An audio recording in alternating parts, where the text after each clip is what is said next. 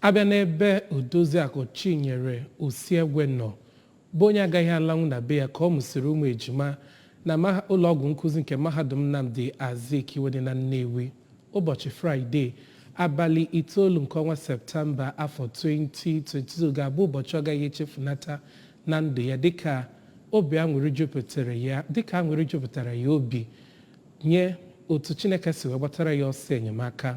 Nke a bụ maka na Dr. Mrs. Flora Ilonzo, onye isi ọrụ nke Center for Psychic and Healing Administration Sefa dị n'Awka, bịara nnọọ wee kwụchapụrụ ya ụgwọ ụlọọgwụ bụ nke bụ $300,000.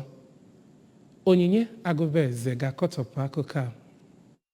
Oriakụ Ilonzo, onye bagidere ya bụ amụma inyere ndị na-enweghị ka ọrụ aka n'ụlọ ahụike, so nnọọ n'ihe mmemme o ji echeta ịgba afọ 76 ọ gbara, nke danyere na mkpụrụ ụbọchị 24 nke ọnwa Septemba ka ọ na-enyezi onye nwe ya bụ ụlọ ahụike ego ahụ o ji wee gbapụta nwaanyị ahụ mụrụ nwa ọhụụ n'ụlọ ahụike ahụ.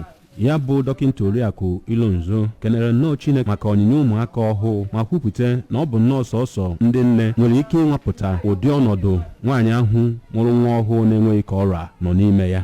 Dokinta Oriakụ Ilonzo gazi n'iru kpọkwue ndị nwere ego na steeti a ka ha bụ ndị ga-esonyere ya na ya bụ amụma ịgbapụta ndị na-enweghị ka ọrụ n'ụlọ ahụike ma dozie ụmụ nwaanyị ndị na-enwe ihe mgbu na-emu nwa ọdụ ka ha bụ ndị ga na-aṅụ ọgwụ Igbo iji wee nyere onwe ha aka. Ana m enyere ụmụ nwaanyị aka. Chukwu na-azakwa m nwe big clinic my birthday last year. Ọtụtụ ndị nọ years na-amụrụ nwa bịa na nke m fadisi ime mụọ nwa. O nwere onye nọ 22 years bịa na nke m ọ mụrụ ejima. Ọtụtụ ndị na-amụ ejima. Anyị enwego so many things. Anyị enwego so many things mmadụ na-eyi. Ọ bụla oge mbụ ka amụrụ ejima amụrụ fe etu a gọọmenti na-eteti, mana kịta ọ dịrọzi etu a. Ọnya ka nna ya onye ọbụla ọ bụrụ na m nwenarịsị no experience m nwe. Anọ m 7 years tupu m ji mụba. Kịta amụmụ ụmụ ịsaa nwee 4 medical doctors, nwee my own clinic. Ka anyị na-apụta ebutere patient all the way from Enugu mana nsị na nga abịa lele ya ndị nọọsụ ike agwụkwa n'ụlọ makwa na aka unu nyere na Chukwu ga-esi etu a wee sachaa ụnụ. Adị m happy na Chukwu sachara mụnwa mana na-echeta na onwe ndị nọ n'afọ na-ayọ okụzinụ ndị ọnwa ife ọbụla fọdụrụ na ama m na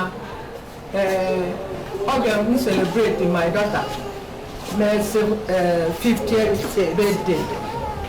Wee jụọrịa n'ụlọ ọgwụ niile ejere m Ugwu ọba, ejere m Ebenebe, ejere m Ọka kwụọ ndị niile. O nwere ndị nkwụ karịrị etu a, ndị nọ n'ụlọ ọgwụ ndị eji kwụọ alụfụ ụgwọ.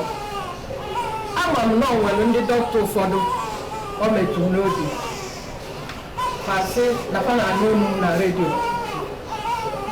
na fama ewepụ onye dị etu a. N'okwu nke ya bụ onye nwe ụlọ ahụike ahụ a na-amụ nwa bụ Oriakụ Chinwe Eze kenere nnọọ Dokinta Flora maka ya bụ njem enyemaka nke ọ bagidere ma kpekwezi ekpere ka Chineke gaa n'iru n'iji ogologo ndụ na ahụ isi ike wee chọọ ya mma.